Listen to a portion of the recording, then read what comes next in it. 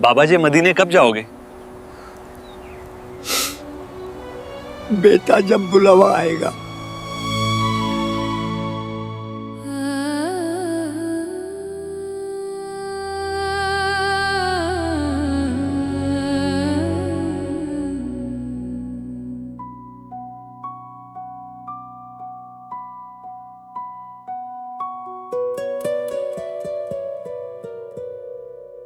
मैं सो जाऊं या मुस्तफा कहते कहते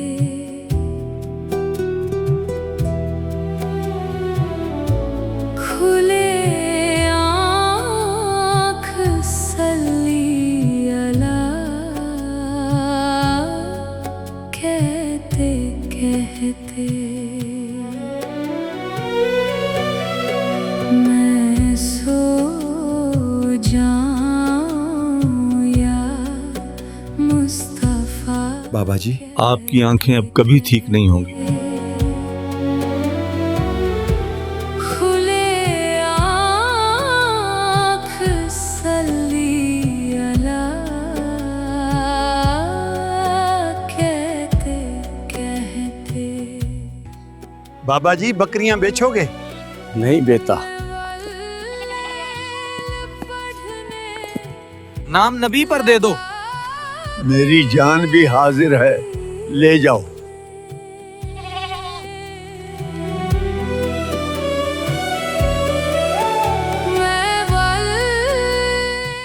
या नबी खुदी में तेरी जुल्फ का या नबी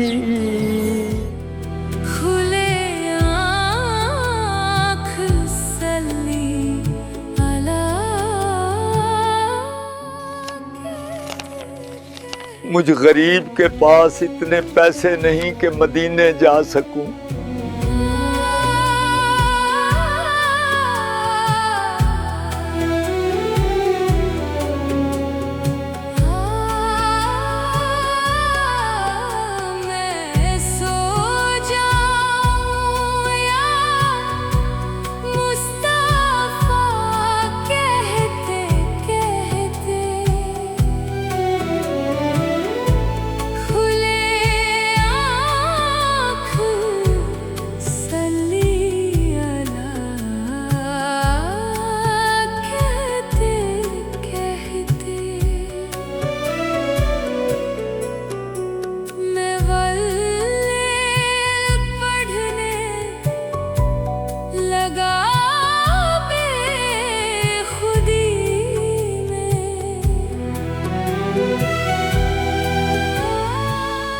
बाबा घर नहीं, आज सारा माल मेरा है।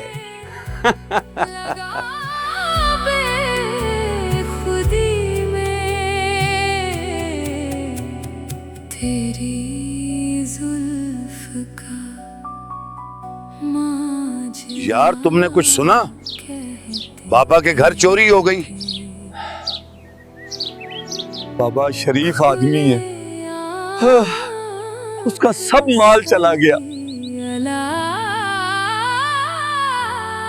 कहते कहते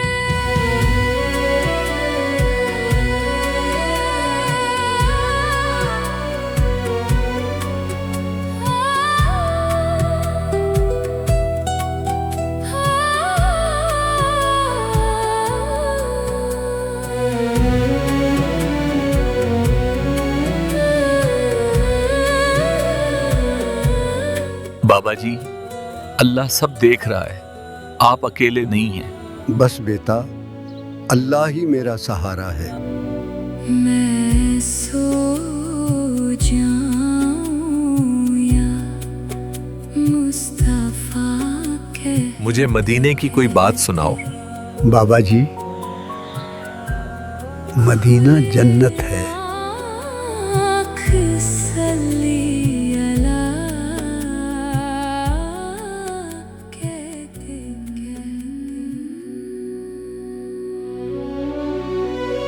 बेटा, जिंदगी बस ऐसी ही गुजर रही है।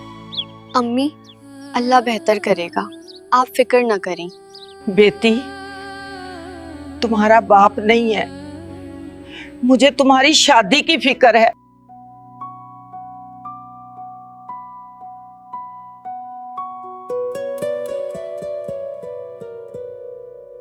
मैं सो जाऊं या मुस्तफा कहते कहते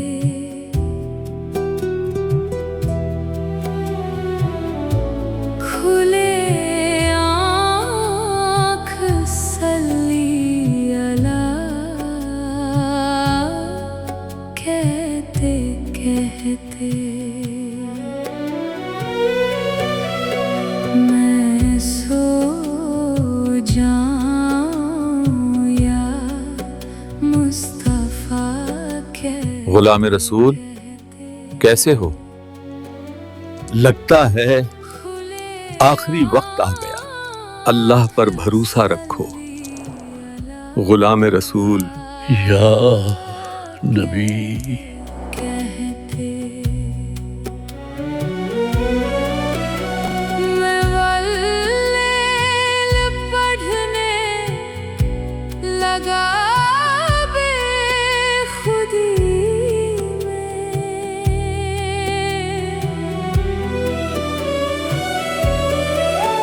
मैं वल्लेल पढ़ने लगा काश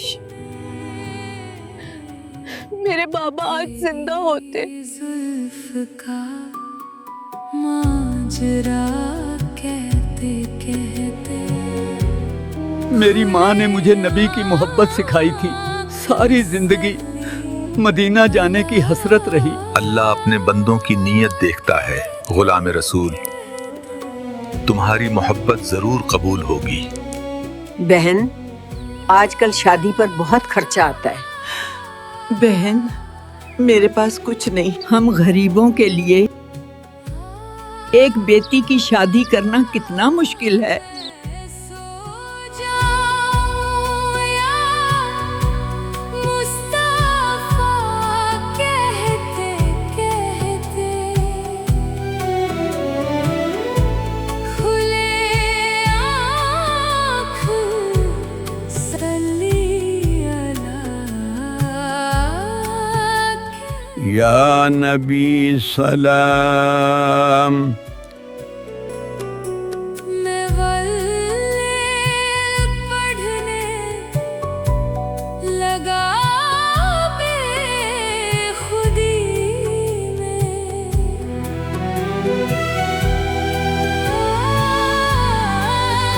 मैं वल्लेल पढ़ने या नबी, या नबी। Medina Medina. तेरी जुल्फ का माजरा कहते कहते खुले आँख सल्ली अला या नबी, या नबी। Medina Medina. मेरी एक आखिरी हसरत है। मैं जब मर जाऊं तो मेरा चेहरा मदीना की तरफ कर देना।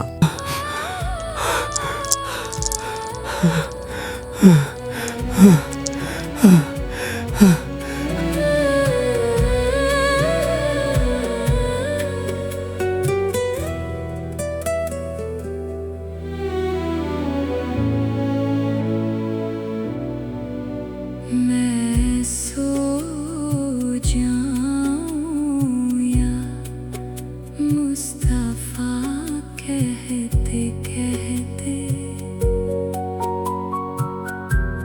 खुले आँख सल्ली। आज गुलाम फातिमा बहुत खुश है। आज उसकी शादी का दिन है। ये मोहम्मद अकबर है जो बचपन में ही यतीम हो गया था, मगर मेहनती था। आज अपनी मेहनत से एक छोटी सी दुकान चलाता है। अकबर की वालदा को भी गुलाम फातिमा जैसी नेक और सादा लड़की की तलाश थी। अल्हम्दुलिल्लाह आज दोनों का निकाह है। लेकिन एक सवाल, फातिमा की माँ के पास शादी के इंतजामात के लिए पैसे कहाँ से आए? बाबा गुलाम रसूल अस्पताल पहुँच तो गए लेकिन जाँ बर न हो सके, मगर मरने से पहले अल्लाह ताला ने उन्हें कलमा तैयबा नसीब फरमा दिया। अस्पताल जाने से पहले वो कारी अहमद हुसैन साहब को बता गए थे कि संदूक में मेरे मकान के कागजात हैं और अपनी आखिरी वसीयत में कहा था कि ये सब फातिमा के काम आएगा। फातिमा की वालदा हर रोज़ बाकायदगी से बाबा के लिए खाना बनाती और फातिमा बड़े प्यार से बाबा को खाना खिलाती। उसे गुलाम रसूल में अपना बाप नजर आता था। कारी अहमद हुसैन साहब ने बाबा गुलाम रसूल की वसीयत के मुताबिक उनका मकान और थोड़ी सी ज़मीन बेच दी और यूं तमाम रकम गुलाम फातिमा की माँ को दे दी। इन्हीं पैसों से आज ये सादा मगर बाबरकत शादी मुमकिन हुई। लेकिन ठहरिए, कहानी अभी ख़त्म नहीं हुई। ये लाहौर एयरपोर्ट है। आज गुलाम फातिमा और मोहम्मद अकबर मदीना तैयबा जा रहे हैं। सुभान अल्लाह, वो जा रहे हैं बाबा गुलाम रसूल के नाम से उम्रा अदा करने।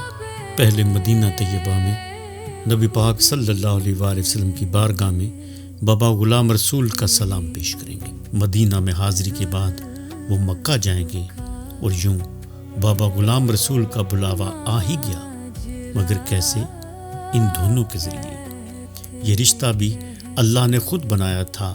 खाला हलीमा इसका सबब बनी और शायद यही है असल नेकी जो मरने के बाद भी इंसान के लिए रास्ते खोल देती है। कुछ लोग जाते नहीं, वो अपनी मोहब्बत रसूल सल्लल्लाहु अलैहि वसल्लम के ज़रिए ज़िंदा रहते हैं।